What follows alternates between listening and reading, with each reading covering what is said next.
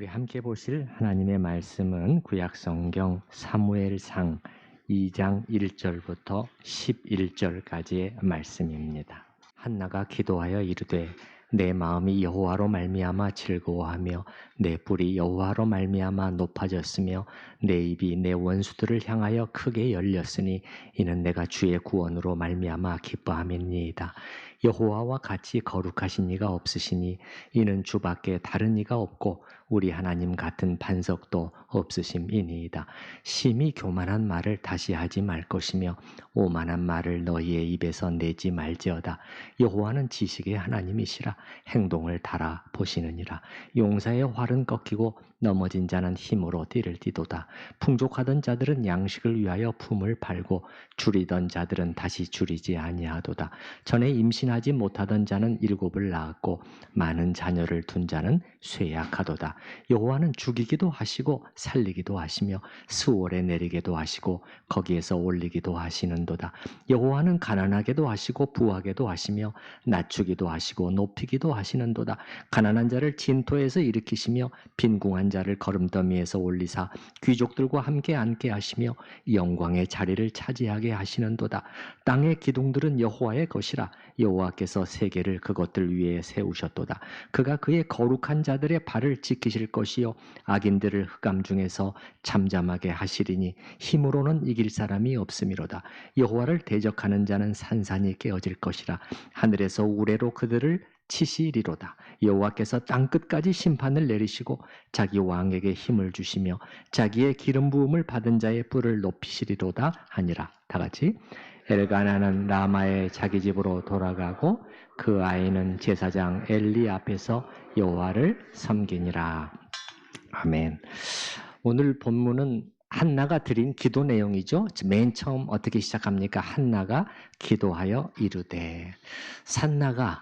한나가 이 기도하여 사무엘을 얻고 그 사무엘을 다시 하나님께 드리는 과정에서 자신이 보고 알게 된 새로이 발견한 하나님을 노래한 것입니다.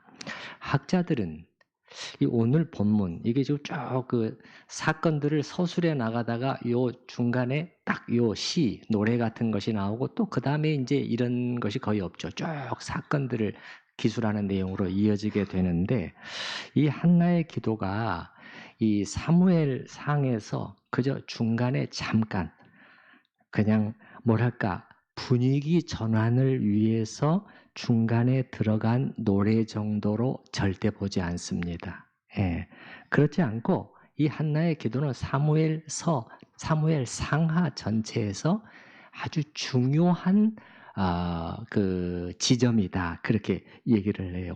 무엇보다도 이 시는 신학적인 의미를 담고 있어요. 예. 자, 한나가 자신이 겪은 일, 이 경험을 통해서 하나님은 누구시며 어떻게 일하시는 분인가 이걸 선명히 보게 된 거죠. 어떤 하나님을 보게 됐죠? 한마디로 하면은 의로우신 주권적 통치자이신 하나님을 보게 된 것이에요. 예. 그래서 이 중요한 신학을, 하나님에 관한 중요한 신학을 이 본문이 담고 있는데 이게 여기서 끝나는 게 아니고 이게 하나의 사무엘 상하 전체의 신학적인 원리가 되어서 앞으로 계속해서 나오는 사건들의 이 기도문에 나오는 이 신학적인 원리가 계속해서 적용되게 된다는 것이에요. 예. 그러니까 중요한 거죠. 신학적인 원리를 제시하고 이제 하나님이 실제로 어떻게 그렇게 일을 해나가시는가를 우리에게 사무엘 상하를 통해서 구체적으로 보여주게 되니까요. 그리고 오늘 본문은 드리는 자의 기쁨을 담고 있다고도 할 수 있겠습니다. 드리는 자, 헌신자의 기쁨이죠. 헌신자의 기쁨. 여러분, 제가 한번 질문을 해보겠습니다. 자, 한나가 이 노래를 부른 시점이 언제인가? 이게 질문입니다. 1번, 사무엘을 낳은 후. 2번, 사무엘을 드린 후. 한번 여기 살짝 보시고요. 네, 살짝 보시고요. 예. 1번일까요? 2번일까요?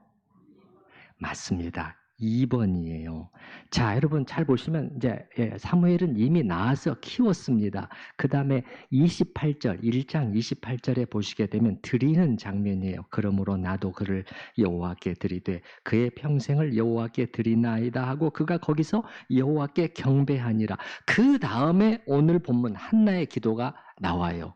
그리고 오늘 본문이 끝나는 11절은 뭐라고 끝나느냐? 이제 아들을 들인 후에 두 부부가 집으로 돌아가는 장면이에요. 그렇죠? 11절 보시기 바랍니다. 엘가나는 라마의 자기 집으로 돌아가고 그 아이는 제사장 엘리 앞에서 여호와를 섬기니라. 그러니까 뭐냐? 오늘 본문은 한나가 사무엘을 들인 직후에 한 기도인데 그러면 한나가 이렇게 자식을 이제 드리고 났을 때 어떤 마음이 됐을까?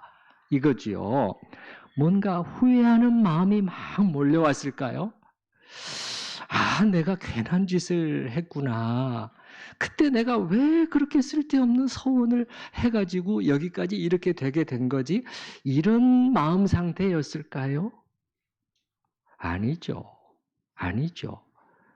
물론 아들을 향한 엄마의 사랑 때문에 많은 눈물을 흘렸겠지만은 동시에 한나의 마음 한켠에서는 기쁨이 어떤 기쁨? 드리는 자의 기쁨이 피어 올랐습니다. 어떻게 알 수 있느냐고요? 이 시를 시작하는 1절에 기쁨이라는 단어가 두 번이나 나오고 있어요. 이게 한나의 마음 상태를 지금 말해주는 것입니다. 1절에 보시게 되면은 한나가 기도하여 이르되 내 마음이 여호와로 말미암아 뭐한다? 즐거워한다. 또 1절 맨 끝에 보시기 바랍니다. 이는 내가 주의 구원으로 말미암아 기뻐함이니이다. 여러분, 이게 우리 생각과는 다른 것 같아요. 이게 하나님이 하시는 일인 것 같아요. 우리가 자신이 가장 소중하게 여기는 것, 너무도 귀한 것, 그 아까운 것을 하나님께 드렸을 때 드린 것이 막 좀 아까워지고 후회가 되고 그런 것이 아니라 어떻게 된다? 성령께서 주시는 기쁨이 우리 영혼을 채우게 된다는 사실을 이걸 통해서 우리가 배울 수가 있어요. 유진 피터슨 목사는 이 점을 이렇게 표현해 봤습니다. 그토록 간절하게 기도해 왔고 소중하게 간직한 것을 양도하는 순간, 이게 뭐죠, 여러분? 그토록 한나가 그토록 간절하게 얻기를 기도해 왔고 소중하게 간직한 것, 그게 뭐예요? 사무엘이잖아요. 그 사무엘을 양도하는 순간 한나는 기쁨에 겨워 가슴이 터질 듯 했다. 주님께 아이를 얻은 순간도 더없이 행복했지만 그 아이를 주님께 구별하여 드리는 날은 더더욱 행복했다. 이게 바로 드리는 자의 기쁨이에요. 우리 따라서 해보십시다. 드리는 자의 기쁨. 그리고 여기 1절을 우리가 더 자세히 들여다보면 한나의 기쁨이 매우 높은 차원으로 뛰어 올라가 있다는 것을 우리가 관찰할 수 있어요. 자, 여러분, 지금 한나가 무엇 때문에 기뻐하고 있는가를 잘 보시기 바랍니다. 예. 자, 더 높이 올라갔어요. 더 높이 올라갔어요. 자, 1절 첫 문장, 첫 부분을 보시기 바래요. 내 마음이 여호와로 말미암아 즐거워한다. 요거잖아요. 예. 여호와를 즐거워합니다. 그렇게 말하고 있단 말이에요. 예. 자, 여러분, 지금 한나의 기쁨의 원인이 다른 어떤 것도 아니에요. 뭐 자기 자신도 아니요, 사무엘도 아니요, 또 그 남편 엘가나도 아니요. 자랑할 만한 훌륭한 남편을 두었잖아요. 또 하나님께서 더 많이 주시는 그런 자녀들도 아니요. 또 이 좋은 가문 그리고 참 이 넉넉한 살림 다 우리가 부러워할 만한 것 아닙니까? 큼직한 집. 예, 그런 것도 또 아니에요. 다 옆으로 비켜나고 한나의 기쁨이 그 순간에 하나님 자신이 되게 된 것이에요. 내 마음이 여호와로 말미암아 즐거워합니다. 그래서 이제 이후에 이어지는 기도 내용에서요, 한나는 다른 어떤 것이 아니라 하나님 한 분께 집중하게 됩니다. 하나님 그분을 노래하고 있어요. 여러분이 잘 보시면은 금방 알 수가 있어요. 다른 얘기 하지 않습니다. 하나님 얘기. 그래서 방금 인용한 피터슨 목사는 이 점에 대해서 이렇게 써놨는데요. 하나님의 성품과 행동이 노랫말을 이루고 있다는 거예요. 이 노랫말, 이게 하나의 시오 노래인데 이 노랫말의 내용이 뭐냐? 하나님의 성품과 하나님의 행동이에요. 다른 어떤 것도 아니라는 것이에요. 그 다음에 이렇게 말을 해요. 지극히 개인적인 경험에 의해 날아오른 뒤 그 기도는 곧 하나님을 중심으로 하는 궤도에 진입한다. 아주 문학적인 아주 멋있는 표현이에요. 한나의 개인적인 경험에서 출발했죠. 출발은. 근데 날아올랐다는 거예요. 이제 하나님을 경험하고서 쫙 날아올라서 이제는 뭐냐? 하나님을 중심으로 하는 궤도에 한나의 영적인 상태가 도달했어요. 한나는 이제 여기서 돌고 있어요. 여기서 돌고 있다. 매우 높은 차원으로 뛰어올랐다는 것이죠. 그 다음에 계속해서 기도는 즉시 한나로부터 하나님께로, 아이 사무엘로부터 모든 시대 모든 장소의 성인 남녀에게로 옮겨간다. 놀랍게도 우리가 듣는 것은 자신의 소중한 임신과 사랑스러운 아이에 관해 노래하고 기도하는 소리가 아니라 견줄 데 없는 하나님과 그분의 놀라운 방법들을 노래하고 기도하는 소리다. 이게 오늘 본문 전체에 울려 퍼지는 분위기예요. 이렇게 이 시는 하나님께 집중하고 있습니다. 그리고 한나가 이렇게 하고 있는 것이 저는 곧 하나님과의 교제가 아닌가 이런 생각을 해봤습니다. 여러분 따라서 해보십시다. 하나님과의 교제. 우리가 좀 자주 쓰는 용어고 정말 사모하는 그런 거 아닙니까? 어떻게 하는 것이 하나님과 교제하는 것이냐? 여기 나오는 것처럼 이렇게 오롯이 하나님께 집중해서 그분을 기뻐하면서 하나님 그분을 기뻐하면서 그 하나님이 어떠신 분인가를 깊이 생각하는 거, 묵상하는 거. 이걸 뭐라고 부르냐? 구약성경 시편에서는 하나님의 얼굴을 보는 것이라고 얘기를 해요. 이렇게 하는 것이 뭐라고요? 하나님과의 교제예요. 이것이 청교도들 16세기, 17세기에 청교도들이 설명하는 하나님과의 교제예요. 청교도들은 이 점을 강조하고요. 신자들을, 교인들을 가르치고 이렇게 이끌어갈 때 이걸 포기하지 않았어요. 여러분 어떻게 보면 하나님과의 교제? 이게 너무나 우리한테는 높은 수준이잖아요. 나 지금 현실의 삶에서 내가 죄에 넘어지고 지금 이 부딪히는 문제 하나에 나는 지금 낑낑대고 있는데 하나님과의 교제라고요? 근데 청교도들은, 목회자들은 포기하지 않았어요. 신자들이 신앙생활 속에서 바로 이것을 실천하도록 계속 가르치고 격려했어요. 왜일까요? 여러분 왜일까요? 이것이 신자들에게 최고의 힘과 생명을 공급해 줄 수 있음을 알았기 때문입니다.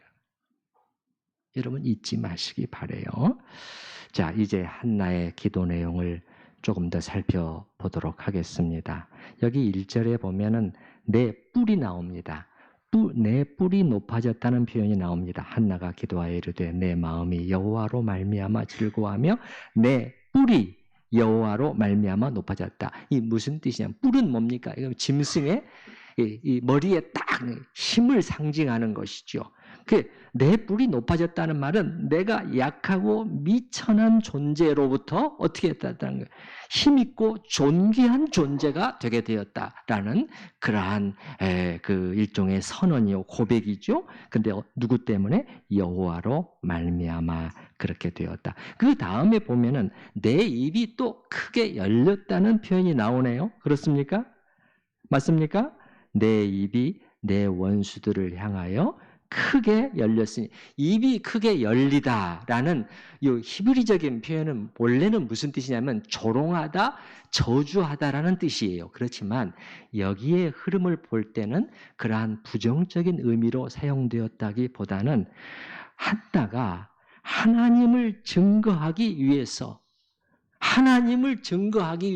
내 입이 크게 열렸다, 이렇게 말하고 있다고 그렇게 해석하는 것이 좋겠어요. 이제 원수들 앞에서도 그 누구를 향해서도 내 입을 크게 열어 내 입을 닫고 있지 않겠다는 거예요.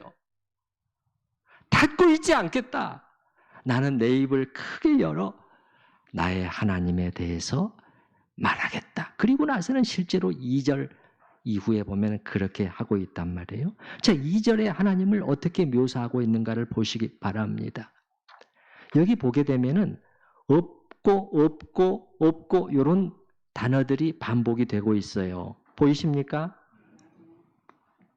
여호와와 같이 거룩하신 이가 없으시니 이는 주밖에 다른 이가 없고 우리 하나님 같은 반석도 없으심이니라. 뭐지요? 여호와 하나님은 한마디로 비교할 대상이 없으신 분이에요. 한나의 영혼 속에 비춰온 하나님은 너무도 크셔서 상천하지에 어디를 둘러봐도 그분과 비길 수 있는 어떤 존재도 찾아볼 수도 없고 생각될 수도 없는 그런 분이셨습니다. 여러분에게도 하나님은 이렇게 크신 분이신가요? 예, 네. 단지 교리적으로 네네 그렇지요, 우리가 이 얘기하고 있지 않다는 걸 여러분 알고 계시죠? 그게 아니라 실제로 믿고 이 삶의 이 한가운데서 그런 하나님으로 붙들고 섬기고 있느냐는 거예요. 이 예배의 자리에 와서 이 예배의 자리에서 하나님을 예배하기 위해서 딱 앉았을 때, 그래서 그 하나님을 이제 내 영혼 속에서 이렇게 생각하기 시작했을 때 그 하나님은 나에게 얼마나 어떤 분이신가, 내가 또 찬양을 드릴 때, 또 내가 기도를 올려 드릴 때 하나님은 여기 나와 있는 것처럼 이렇게 크고 놀라우신 분이신가. 예. 우리 모두에게 하나님이, 성경의 하나님이 실제 이런 하나님이 되실 수 있기를 바랍니다. 예. 3절을 보십시다. 3절. 심히 교만한 말을 다시 하지 말 것이며 오만한 말을 너희의 입에서 내지 말지어다. 여호와는 지식의 하나님이시라 행동을 달아보시느니라. 여러분, 이 악인들의 지금 특징을 말해주고 있는데요. 악인들의 특징은 뭡니까? 여기 맨 처음에 나오는 단어를 보시면 알죠? 악인들의 특징이 뭐죠? 교만함이에요. 교만하다는 단어가 나오고 오만하다는 단어가 나옵니다. 하나님을 경외하지 않는, 무시하는 이 악인들의 이 특징이 요거예요. 그래서 그의 모든 것에서 이게 뭐가 풍겨나요? 이게 풍겨납니다. 오만함이 풍겨납니다. 그냥 얼굴 표정, 걷는 자세, 모든 것에서 그게 풍겨나오는데 특별히 그의 혀가 교만합니다. 뭐가 교만하다고요? 혀가 교만해요. 혀가 교만하다. 성경은 계속해서 그렇게 말씀을 해요. 시편 17편 10절에 보면은 그들의 마음은 기름에 잠겼으며 그들의 입은 교만하게 말하나이다. 자, 분인나의 경우를 한번 생각을 해보십시다. 여기서 교만한 자를 말할 때는 분인나도 대상에 포함된다고 생각을 해요. 근데 앞에 1장 6절에 뭐라고 기록되어 있었죠? 여호와께서 그에게 임신하지 못하게 하심으로, 한나에게 임신하지 못하게 하심으로 그의 적수인 분인나가 그를, 한나를 심히 격분하게 하여 괴롭게 했다는 거예요. 자, 여러분, 지금 왜 임신이 안 되고 있는 거죠? 누구 때문이죠? 하나님 때문에. 하나님이 한나의 태를 다 드셨기 때문에 임신하지 못하고 있는 것이에요. 그러면 분인나가 하나님을 아는 자라면, 하나님을 경외하는 자라면 어떻게 되겠어요? 나도 내가 잘나서, 내가 능력이 있어서 이렇게 자식을 많이 낳게 된 건 아니잖아 라고 겸손함과 한편으로 두려운 마음을 가지고 행해야 될 것인데 그렇지 않아요. 그렇지 않아요. 그냥 자신감과 자랑에 넘쳐가지고 이제 상대를 무시하고 막 공격하고 속을 뒤집어 놓는 말을 하고 심히 격동시키는 말을 한나를 향해서 쏟아냈다. 요 입에서 나와요. 요 입에서. 분인나의 입에서 막 쏟아져 나왔어요. 한나가 죽을 지경이 될 정도로. 그게 뭐냐면 3절에 나오는 심히 교만한 말이에요. 심히 교만한 말. 그리고 이런 사람들은 저울에 달아보면 매우 가볍습니다. 자, 3절에 그 다음 문장을 보시게 되면 여호와는 거기서부터 같이 읽어보십시다. 여호와는 지식의 하나님이시라 행동을 달아보시느니라. 달아본다는 것은 무슨 뜻이냐면 저울에 올려서 달아본다는 의미예요. 하나님께서는 어떻게 하신다고요? 어떤 사람의 행동을 달아보신다는 거예요. 이게 하나님의 저울이에요. 그 사람이 어떤 사람인가를 이 무게가 나오는 것이에요. 어느 정도구만. 딱 보이는 거죠. 딱 보이는 거죠. 여기 3절에 나오는 이런 악인들이 있잖아요. 교만한 말을 쏟아내는 악인들은요, 매우 가벼워요. 그 속에 든 게 없기 때문에 이게 그런 거예요. 제가 지금 단지 아는 게 별로 없다. 지식의 분량이 적다. 그런 얘기 하고 있는 게 아닌 거 아시잖아요. 여러분, 참된 지식이 뭐예요? 칼빈이 말한 최고의 지식 중의 지식은 뭐예요? 신지식이다. 그거예요. 하나님을 아는 참된 지식, 이 영적인 지식이 결여되어 있기 때문에 이렇게 가벼운 거예요. 여러분, 무게가 없기 때문에 어떻게 됩니까? 그냥 휙 불면은 날아가 버립니다. 기억나시나요? 시편 1편. 악인들은 그렇지 아니하며 바람에 나는 뭐와 같도다? 겨와 같은 거예요. 이렇게 가벼워요. 이렇게 가볍다는 거예요. 바람 불면 휙휙 날아가는 그런 인생이에요. 예. 여러분, 성경에 보면은 바벨론의 왕 중에서요, 이렇게 하나님의 저울에 올려진 왕이 있었어요. 누굴까요? 느부갓네살 왕의 아들인 벨사살 왕이었어요. 벨사살 왕이. 이 사람도 교만해요. 그러니까 함부로 말하고 함부로 행동하고 있는 거예요, 지금. 귀족 1000명을 초대해서 큰 잔치를 벌였어요. 도대체 1000명이면 어느 정도 되는 것입니까? 그래 이제 이게 이 영이 쫙 올라가니까 말이죠. 자, 가만히 있어봐. 생각이 난 거예요. 저 유대인들 그 예루살렘의 성전에서 빼앗아 온 그 금그릇, 은그릇 있지? 그거 가져와. 우리 그걸로 술 마셔야 되겠어. 지금까지는 그래도 조심했단 말이에요. 그래가지고 이제 하나님을 섬기는 이 기구들을 가지고 인간들이 즐기고 있는 이제 그런 상황이 된 거예요. 그래서 내 권세가 어느 정도냐?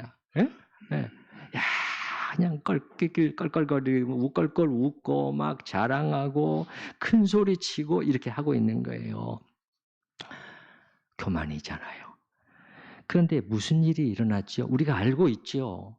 벽에서 어떤 사람의 손가락 모양들이 나타났다 이렇게 돼 있어요. 복수로 돼 있어요. 그게 어떻게 됐는지를 우리는 알 수가 없어요. 근데 모두가 다 볼 수 있었는데 그게 석회 벽에다가 쫙 선명한 어떤 글을 썼다는 거예요. 근데 그걸 보는 사람들이 이제 이 얼굴이 하얗게 되었다. 이 왕도 얼굴빛이 변하고 성경에 보면은 무릎이 서로 부딪혔다는 거예요. 달달달달달 떠는데 막 얼마나 떠는지 뼈가 막 부딪힐 정도예요. 뼈가 부딪힐 정도예요. 이게 도대체 무슨 뜻이냐? 다니엘이 와서 해석을 해주는데 메네, 데겔, 우바르신 세 단어가 사용되는데 두 번째 단어 데겔 의미는 뭐냐면 이렇게 나옵니다. 데겔은 왕을 저울에 달아보니 부족함이 보였다 함입니다. 이게 데겔의 의미입니다. 하나님이 저울에 달아보시는 거예요. 예. 벨사살 너무 가벼워졌구만. 교만으로 너무 가벼워진 거예요. 선을 넘은 거죠. 너는 끝. 이렇게 하나님이 딱 선언하신 거예요. 그게 메네 데겔 우바르신이라는 거예요. 예. 언제 그 일이 시행됩니까? 그날 저녁에 바로 시행이 됩니다. 그래서 우리 하나님은 이렇게 이 인생들을 저울에 달아보시고 그들에 대한 판정을 내리시는 분이다. 이렇게 3절 맨 뒤에 여호와는 지식의 하나님이시라 행동을 달아보시느니라.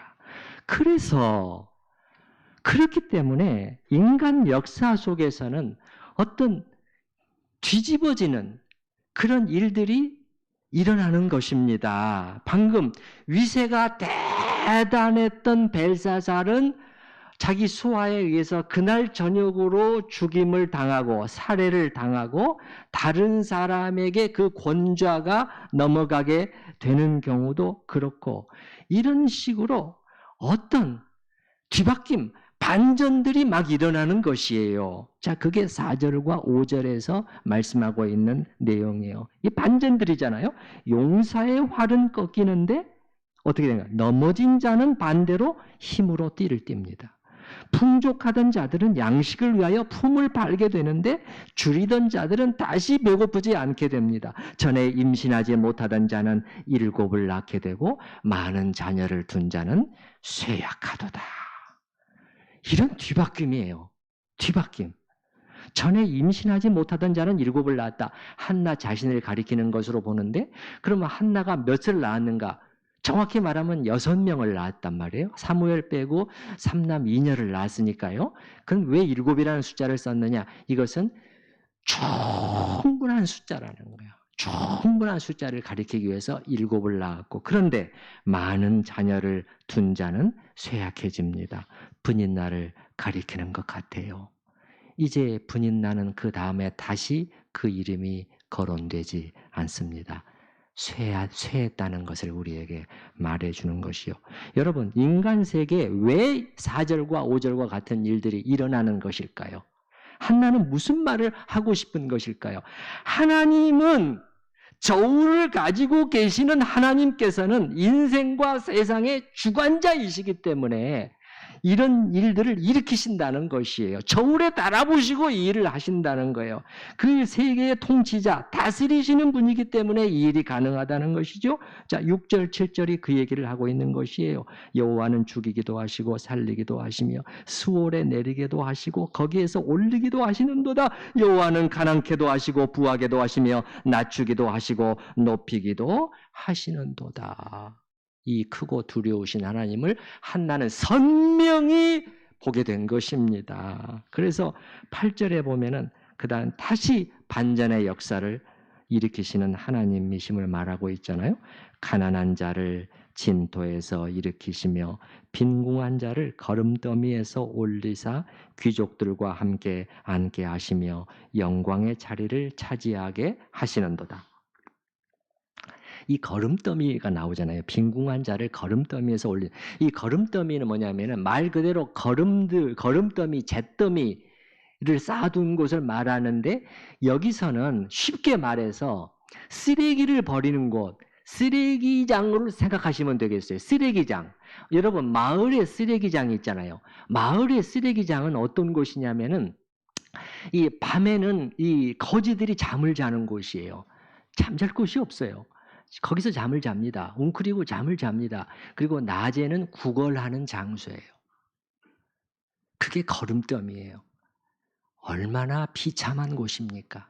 근데 하나님은 어떻게 바꾸신다고요? 거기 보시면 빈궁한 자를 거름더미에서 올리사 누구들과 함께? 귀족들과 함께 앉게 하시고, 그 다음에 무슨 자리? 영광의 자리를 차지하게 하시는 분이라는 거예요. 하나님은 만유의 주관자이시고 두려우신 통치자이시기 때문에 이런 일을 하실 수 있고 하고 계시는 분이라고 한나는 선언하고 있는 것입니다.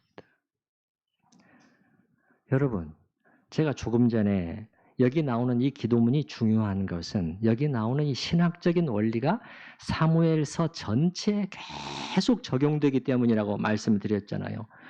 벌써 나타나고 있지 않습니까?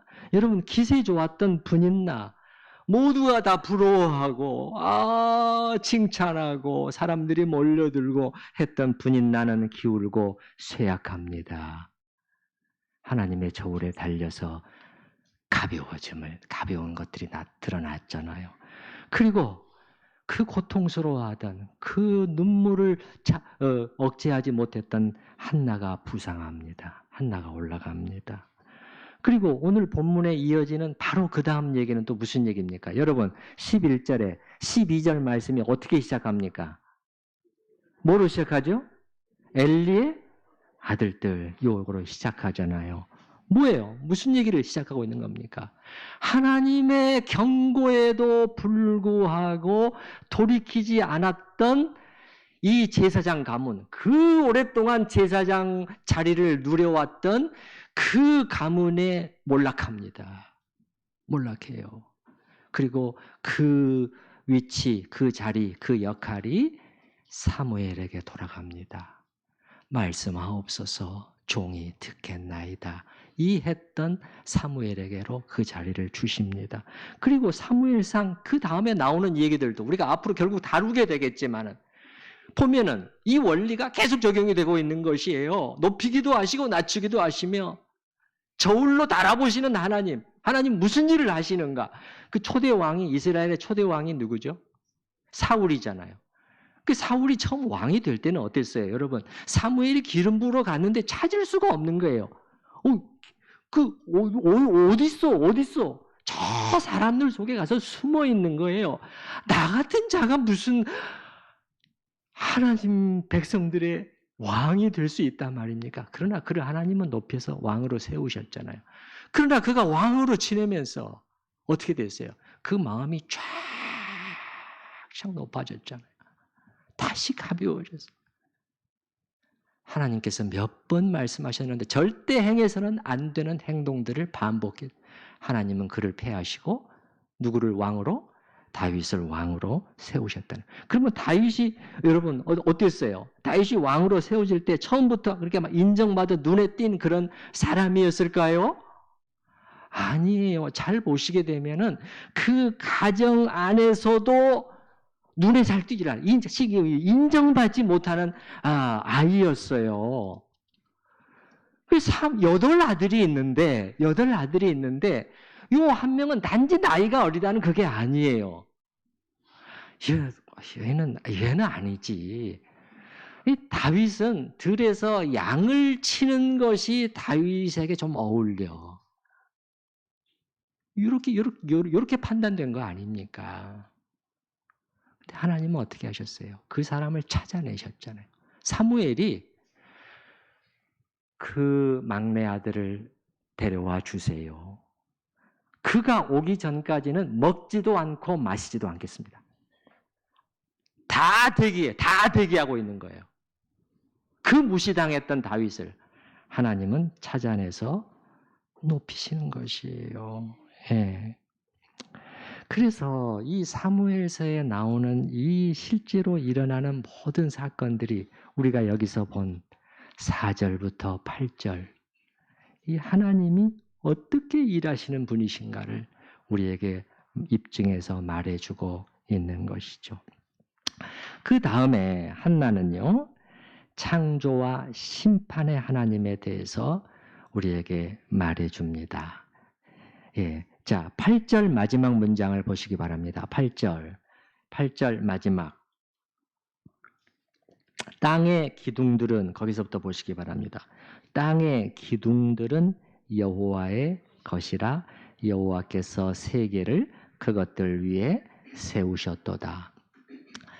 성경은 굳이 과학적인 표현을 사용하고 있지는 않다고 제가 말씀드렸고 그 이유에 대해서도 다 설명을 드렸어요.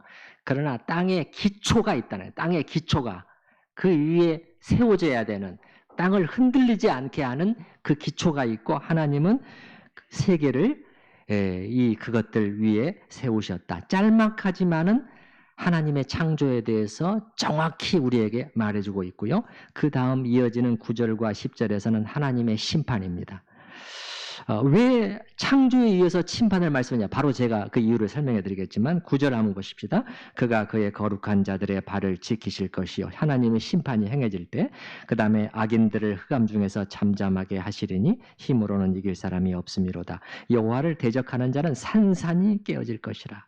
심판이 하나님의 심판. 하늘에서 우레로 그들을 치시리로다. 여호와께서 땅 끝까지 무엇을 내리시고 심판을 내리시고. 자,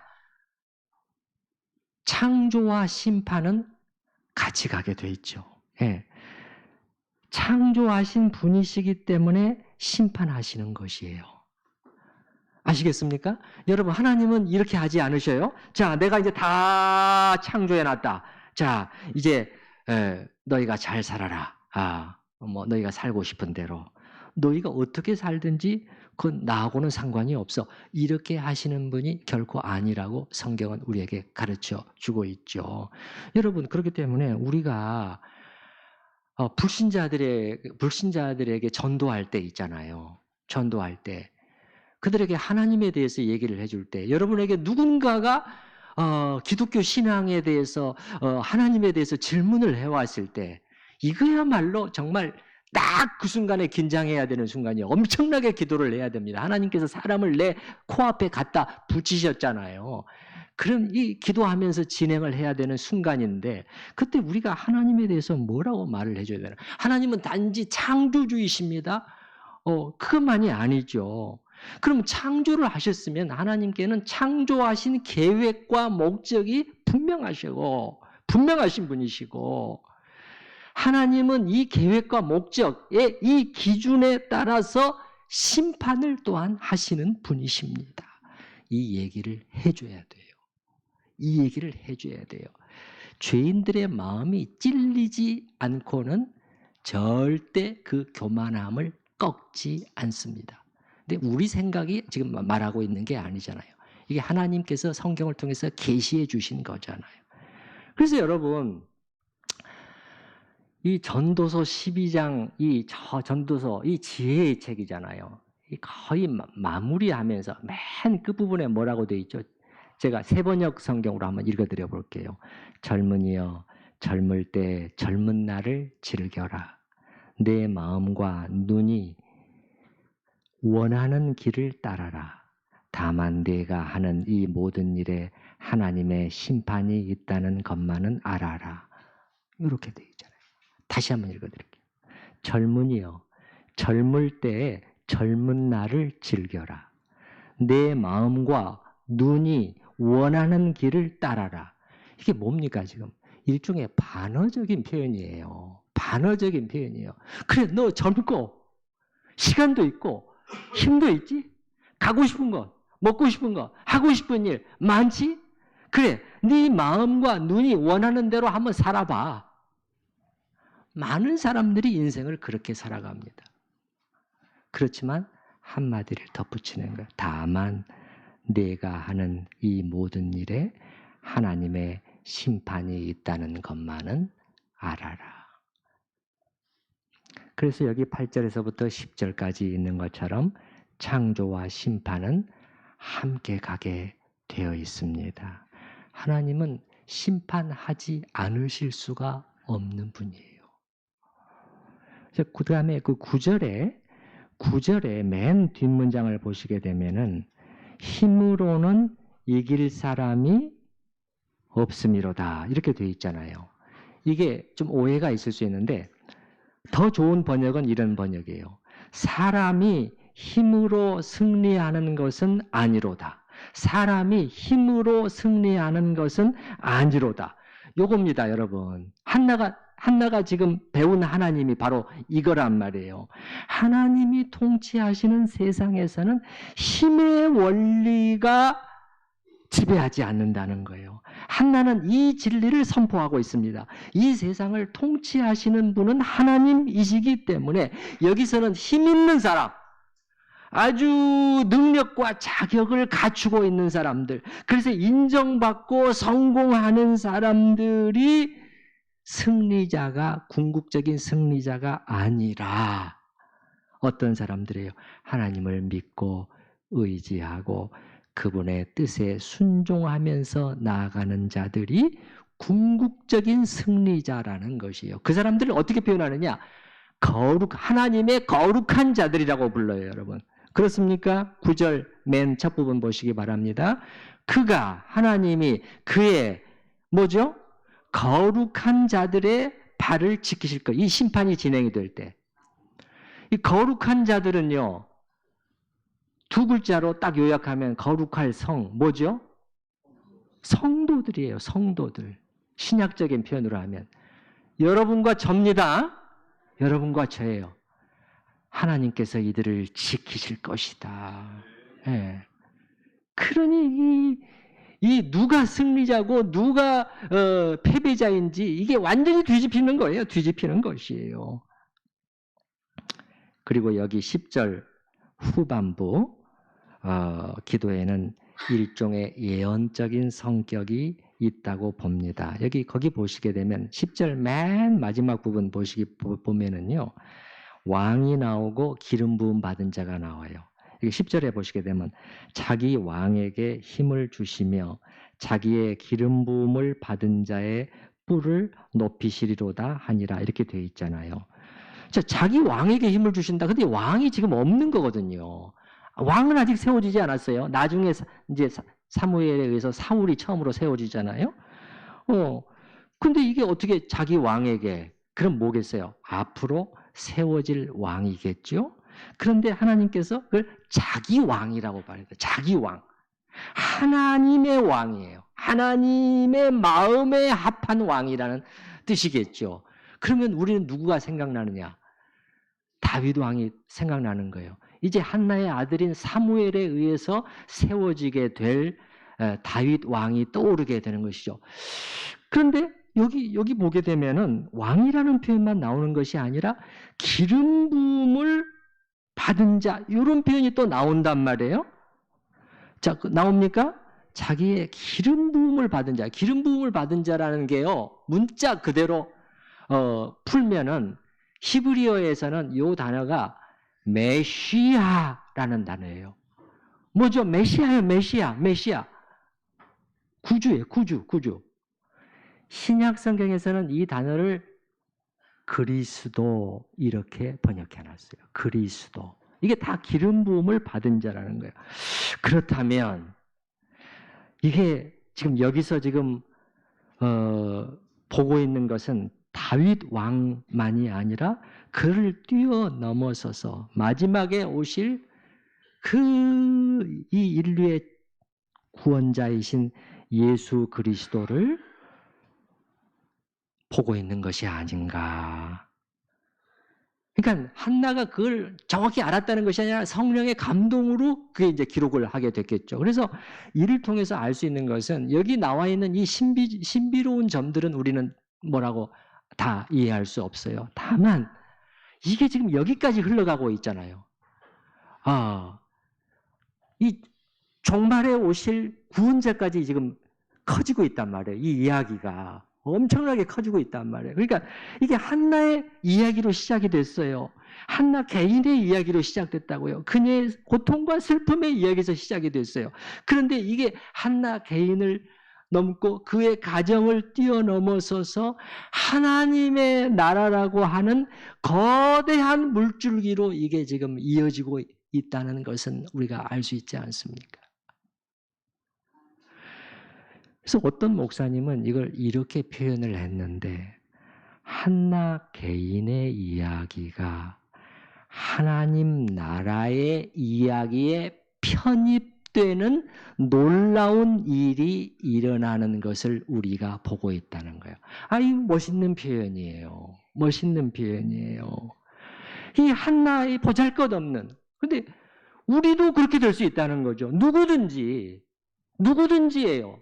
나 이렇게 보잘것없는 사람이에요. 한나가 얼마나 보잘것없는 존재였냔 말이에요. 그러나 한나가 어떤 결단을 내리고 어떻게 그 헌신을 진행하고 어떻게 하나님을 찾았는가에 따라서 이게 어떻게까지 됐는 거예요. 하나님 나라의 큰 이야기로 한나의 이야기가 편입되어 버렸단 말이에요. 마무리하겠습니다. 이렇게 해서 한나의 기도문 내용을 살펴봤는데, 말씀드린 것처럼 이거는 한나가 자신의 경험을 통해서 발견하고 만나고 알게 된 하나님을 묘사해 놓은 것이죠. 물론 한나가 다 한 건 아니에요. 이 성령의 감동 속에서 이루어진 일이죠. 그래서 어떤 주석학자는요, 한나가 무슨 얘기를 하고 있느냐, 이 기도문의 성격을 이렇게 말할 수 있다. 근데 적절해요. 제가 그 부분을 한번 읽어드려 볼게요. 한나의 노래는 사무엘을 얻고 드리는 과정에서 새롭게 발견한 하나님께 집중한다. 한나의 기쁨은 하나님이 주신 선물만이 아니라 그 선물을 주신 하나님 자체에서 샘솟는다. 절망할 수밖에 없는 상황을 믿음으로 극복한 한나는 이 노래에서 하나님에 대한 새로운 관점과 깨달음을 고백한다. 대단한 여자예요. 그리고 여러분이, 제가 이 말씀까지 드릴 시간은 없지만 나중에 마리아 찬가를 우리가 성탄절에서 봤잖아요. 누가복음 1장에 성수태고지를 받은 다음에 마리아의 찬가가 나오잖아요. 그 마리아의 찬가와 이 한나의 기도문이 똑같이 나란히 있어요. 마리아는 이 한나의 찬가를 알고 있었고, 그거를 말하자면은 자기의 버전으로 개정해서 그 위대한 찬가를 부르게 된 거예요. 마그니피카트라고 부르게 되는. 뭡니까, 여러분? 하나님의 나라의 이야기에 편입될 수 있으려면은 이 어떤 것이 우리에게 필요한 것인가 우리에게 보여지잖아요. 원컨대 한나가 경험하고 발견하고 노래로 고백해 놓은 이 하나님을 우리도 믿음으로 붙잡고 고백하게 될 수 있기를 바라고, 특별히 한나처럼 그 하나님께 집중할 수 있기를, 그 하나님을 깊이 생각하면서 하나님을 즐거워할 수 있기를 바랍니다. 우리 들은 말씀을 생각을 하면서 같이 기도하십시다.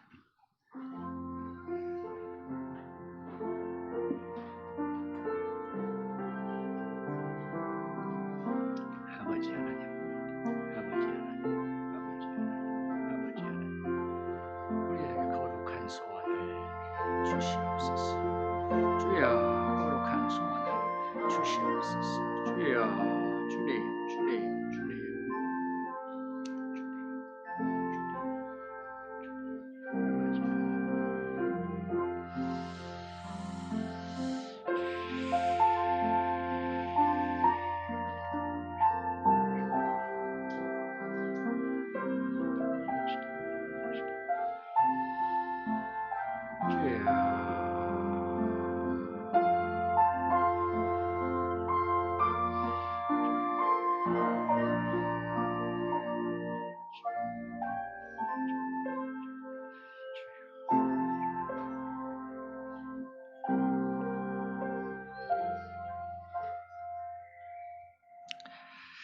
한나가 발견하고 노래한 하나님은 없고 너무도 크신, 비교할 데 없으신 그런 분이셨고, 이 하나님이 세계의 의로우신 통치자이셨습니다. 그러므로 한나는 인간적인 힘과 능력의 승리가 달려있지 않다는 것을, 하나님을 신뢰하고 따르는 하나님의 거룩한 자들에게 승리가 주어진다는 확신을 노래하고 있습니다. 주님, 저희가 섬기는 하나님은 어떤 분이실까요? 주님, 우리가 주일날 노래하는 하나님이실 뿐만 아니라 우리가 이 삶의 한가운데서 매일같이 부대끼고 먹고 살아야 되고 생존 경쟁에서 뚫고 나아가야 되고 그 힘든 관계들 속에서 또 참아야 되는 그 속에서 우리 하나님이 과연 이런 분이신가? 주님, 이 하나님을 저희가 붙들 수 있게 하여 주시옵소서.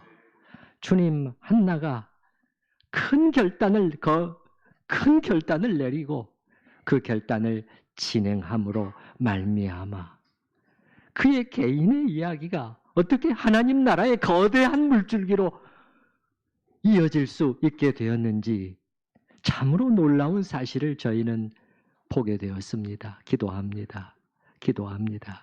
주님, 저희에게 거룩한 소원을 주시옵소서. 거룩한 소원을 주시옵소서. 주여, 그저 돈 몇 푼 그걸 가지고 아둥바둥하고 그거 좀 얻으면 너무 행복하고 그거 몇백 몇천 이렇다고 해서 죽을 것처럼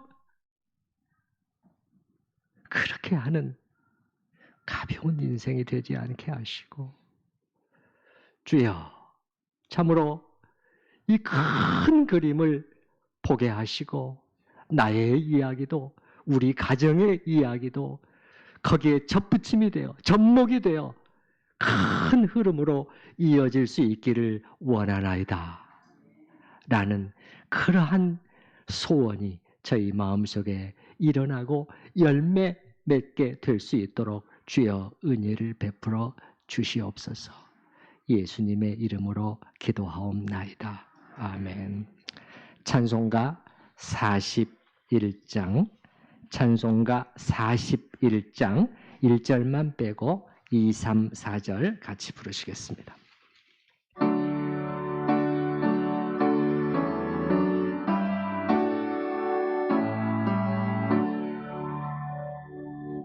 내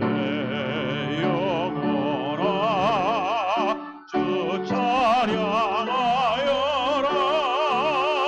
온 뜻로 행하신 그 위엄은 인자와 자비 풍성하시니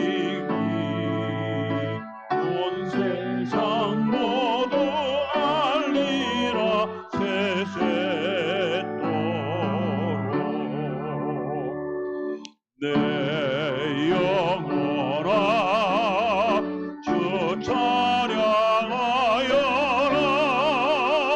능력과 권세로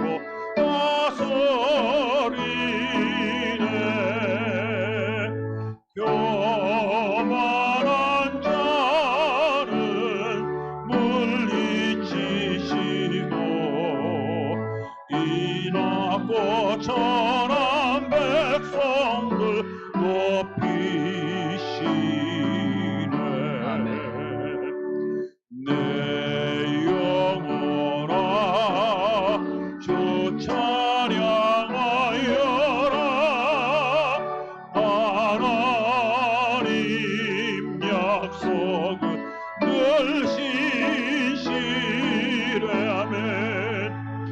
온 세상 향해 크게 말하라.